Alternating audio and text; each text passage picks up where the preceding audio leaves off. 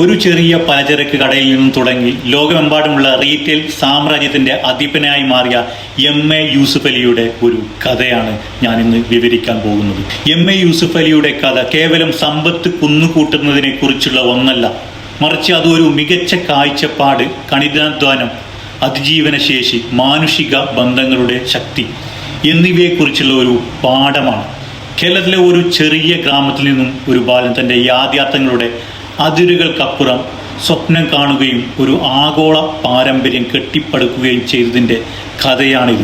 1955 തൃശ്ശൂർ ജില്ലയിലെ തീരപ്രദേശമായ നാട്ടികയിൽ ജനിച്ച യൂസഫ് അലി ഒരു സാധാരണ കുടുംബത്തിലെ സാഹചര്യത്തിലാണ് വളർന്നത്. സാമ്പത്തിക സ്രോതസ്സുകൾ പരിമിതമായിരുന്നെങ്കിലും സാംസ്കാരിക മൂല്യങ്ങൾ അദ്ദേഹം സമ്പന്നനായിരുന്നു.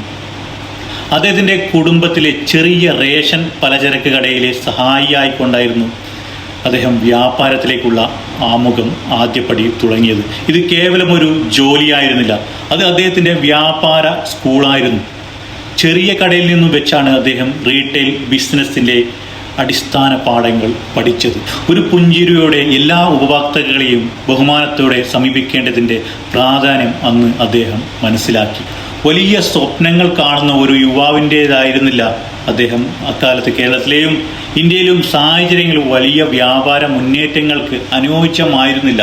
1960-70 കാലഘട്ടങ്ങൾ ഗൾഫ് സ്വപ്നം കേരളത്തിൽ വ്യാപിക്കാൻ തുടങ്ങി. UAE എണ്ണ ഉൽപാദന മേഖലയിലേക്ക് വർധനവ്, കൂടുതൽ അവസരങ്ങൾ വാഗ്ദാനം ചെയ്യപ്പെട്ടു. 1973 തൻ്റെ 18-ാം വയസ്സിൽ യൂസഫ് അലി തൻ്റെ സുരക്ഷിതമായ താവളം വിട്ട് അബുദാബിയിലേക്ക് കുടിയേറാൻ തീരുമാനിച്ചു.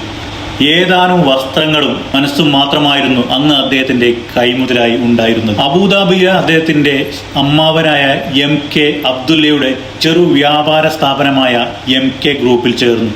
അവിടെ വലിയ എയർ കണ്ടീഷനുള്ള മാളുകളോ ഓഫീസുകളോ ഒന്നും ഉണ്ടായിരുന്നില്ല. തുടക്കത്തിൽ അദ്ദേഹം സാധനങ്ങൾ വിതരണം ചെയ്യുന്നതിനും വെയർ ഹൗസിലെ സ്റ്റോക്ക് കൈകാര്യം ചെയ്യുന്നതിനും എല്ലാ എമിറേറ്റ്സുകളിലും പലചരക്ക് സാധനങ്ങൾ വിൽക്കാൻ സഞ്ചരിക്കുന്നതുമുള്ള കഠിന ജോലികളാണ് അദ്ദേഹം ചെയ്തിട്ടുണ്ടായിരുന്നത്.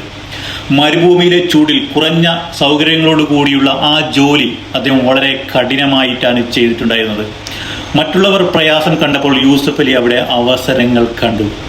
മറ്റ് വ്യാപാരികൾ മൊത്തക്കച്ചവടത്തിൽ മാത്രം ശ്രദ്ധ കേന്ദ്രീകരിച്ചപ്പോൾ യൂസഫ് അലി ഈ മേഖലയിൽ ജനസംഖ്യാപരമായ മാറ്റങ്ങൾ, സാമ്പത്തികമായ മുന്നേറ്റങ്ങളും സൂക്ഷ്മമായി നിരീക്ഷിച്ചു. വിദേശ തൊഴിലാളികളുടെയും പ്രാദേശിക കുടുംബങ്ങളുടെയും ആവശ്യങ്ങൾ, അവർക്ക് ഗുണനിലവാരമുള്ള ഭക്ഷണ സാധനങ്ങളും വീട്ടു ഉപകരണങ്ങളും മറ്റു കൃത്യത രീതിയിൽ നൽകുന്ന ഒരു സംവിധാനമായിരുന്നു. ുകളിലും ചെറിയ ബക്കാരകളിലും, അത് പലചരക്ക് കടകളാണ്, അപ്പുറം പുതിയൊരു രീതിയിലുള്ള ഒരു റീറ്റെയിൽ സ്ഥാപനത്തിൻ്റെ സാധ്യതകളാണ് അന്ന് അദ്ദേഹം അവിടെ നിന്ന് മനസ്സിലാക്കിയത്.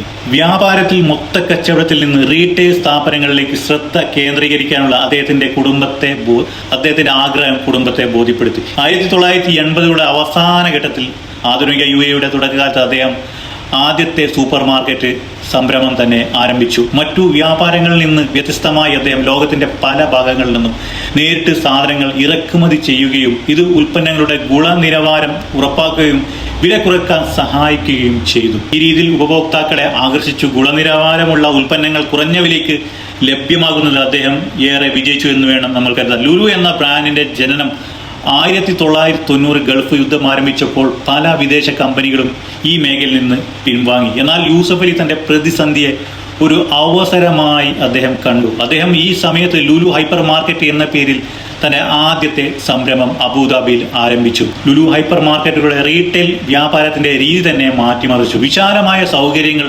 വൈവിധ്യമാർന്ന ഉൽപ്പന്നങ്ങളും ഇലക്ട്രോണിക്സ്, വസ്ത്രങ്ങൾ, ഭക്ഷണ സാധനങ്ങൾ സ്ഥാപനത്തിൽ കിട്ടാൻ തുടങ്ങി. പ്രതീക്ഷകളും വലിയ വാണിജ്യ സാധ്യതകളുമാണ് അദ്ദേഹത്തിന്റെ മുമ്പിൽ തുറന്നു ഇട്ടത്. അതിൽ നിന്ന് Oman, Qatar, Kuwait, Bahrain, Saudi Arabia എന്നീ GCC രാജ്യങ്ങളിലേക്കും തന്റെ വ്യാപാരങ്ങൾ അദ്ദേഹം വ്യാപിക്കാൻ തുടങ്ങി.